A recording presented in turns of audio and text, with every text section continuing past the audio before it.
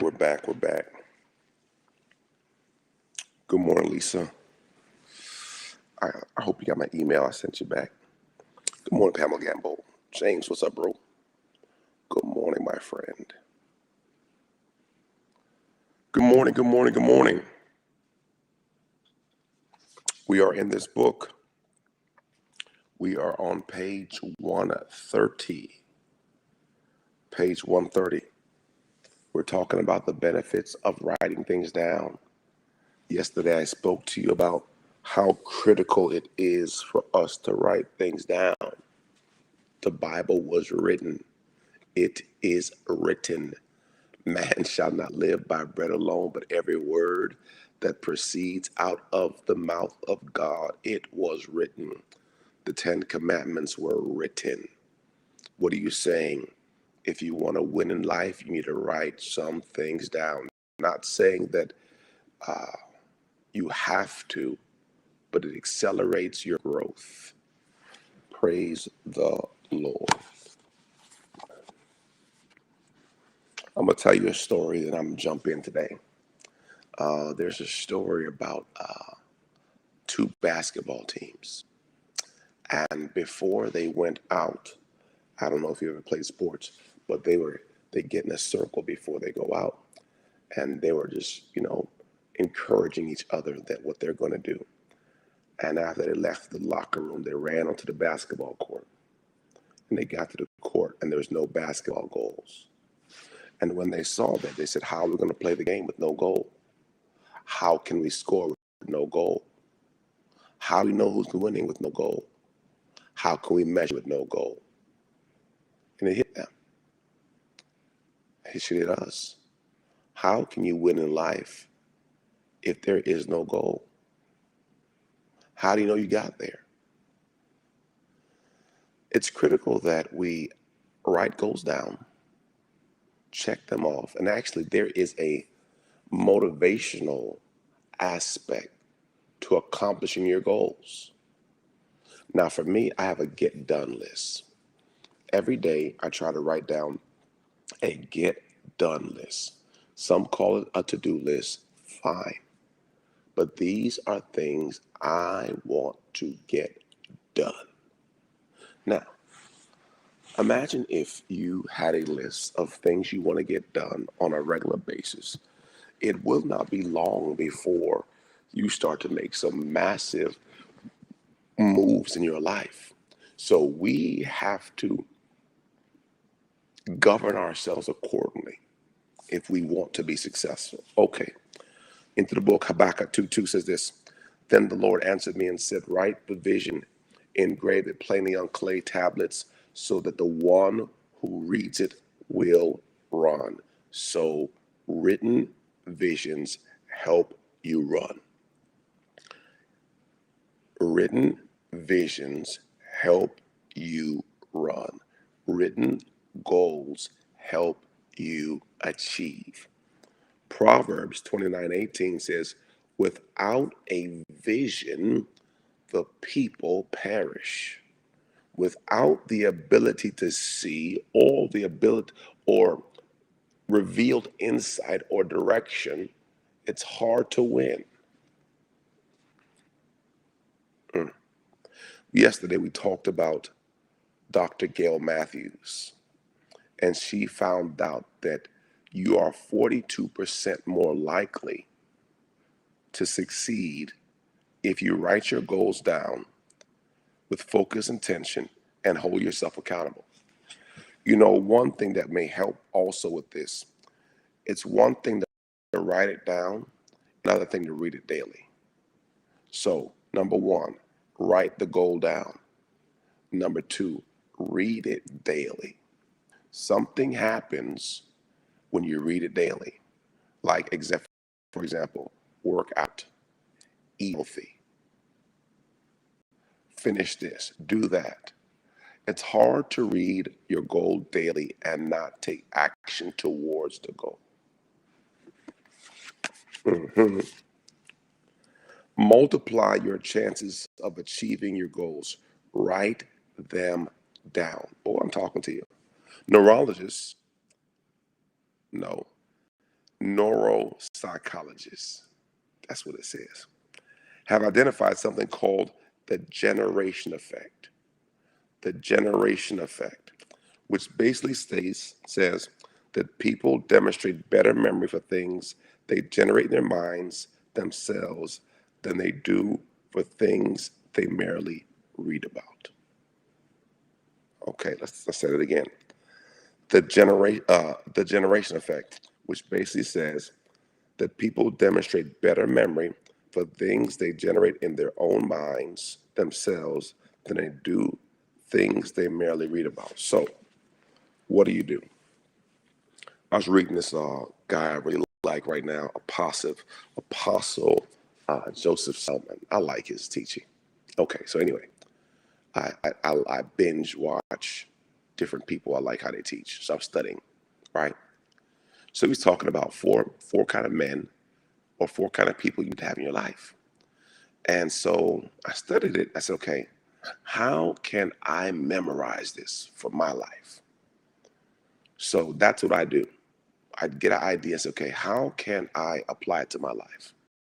So what I do is I get a good idea and I create an acronym or a phrase so that when I think about it, it comes to my mind. Got it? So here's an example. You need to have four people in your life. You need to have a city. CITY. Every person needs a city. Put in the chat, city. CITY. And I'm going to break it down to you. Every person who wants to succeed needs to have a city. CITY. C is a connector. You need someone in your life who can connect you to someone else. You may not know the person, but they're a connector. Okay? So that C is for connector. Then you need an I. You need a person of influence. Influence. This is a person who can get you in a room. They're very influential. Then you need a person that has talent, T. They may not be the best person, but they're going to get it done. They got talent. They got talent. And Y, a yoker, meaning someone that can help carry your yoke. Every one of us needs that. A connector, an influencer, a talented person, and a person who can help you when you're down. And if every person got a city, you win. Boy, that's good. I'm going to teach that one day. I'm going to teach it deeper. Okay, so what did I do? I got a great concept. I created an acronym so that I could memorize it. It's like my 4 Ps: pause, ponder, pray, proceed. That's how I memorize. So what I do is I get a concept and I find a way to help myself memorize it. How does God talk to us? He talks to us, number one, personally, through a person, through a problem, or through pain. Notice the reason why I memorize things is I give myself acronyms that I can pull up quickly. CDC, choices, decisions, consequences. So that's how I can retain a lot of my concepts, is because I make up in my mind a way for me to remember it so that I can be successful, so that I make it my own. Praise the Lord. All right.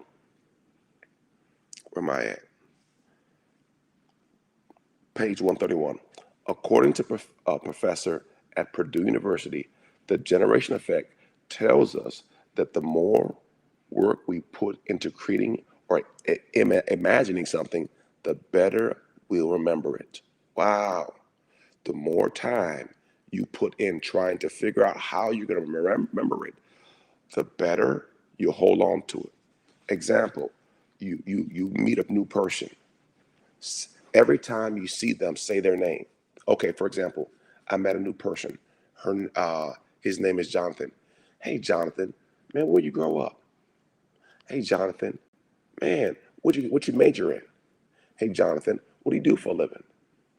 Hey, Jonathan, are you married? Hey, Jonathan, how many kids you have? Now, notice what I did. I just met the person. So my goal is to repeat his name 3 or 4 times in every sentence I have with him.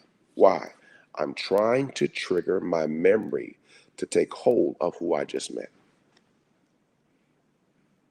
The goal is the more information you can retain, the more productive and successful you can become. The goal is you're trying to grab hold of the information so that you can disseminate the information in a way that is productive for you. So, as I land the plane, what's your vision? What's your goal? Have you written it down and have you put a date on it? What's your vision, goal? Have you put a date on it? What do you mean by that? Dates connected to goals create urgency. Urgency means immediate action. I want to be rich. That's nice, but when? I want to start a business. That's nice, but when? I want to retire. That's nice, but when? Dates on dreams create urgency. Urgency creates actions. A date with no dream is a pipe dream. It's not happening. The only way for you to move forward is you have to put a date on your dream, which creates urgency, which creates action. Remember, faith moves. All right. I love you. Have a tremendous day. God bless you. See you when I see you. The next book is this book. We should be starting it very, very soon. And if you don't have it, let me give you a link to it. If you choose to follow along, of course, as everything we do, nothing is mandatory. I'm going to teach the book regardless. So I just put it in the link. So if you need to grab a book, you can grab a book. All right. Well, I love you. I pray you have a tremendous day. If you want something different, you're going to have to do something different. If you always do what you've always done, you'll always get what you've always got. Remember, change begins with you. I love you to life. God bless you. Peace, y'all.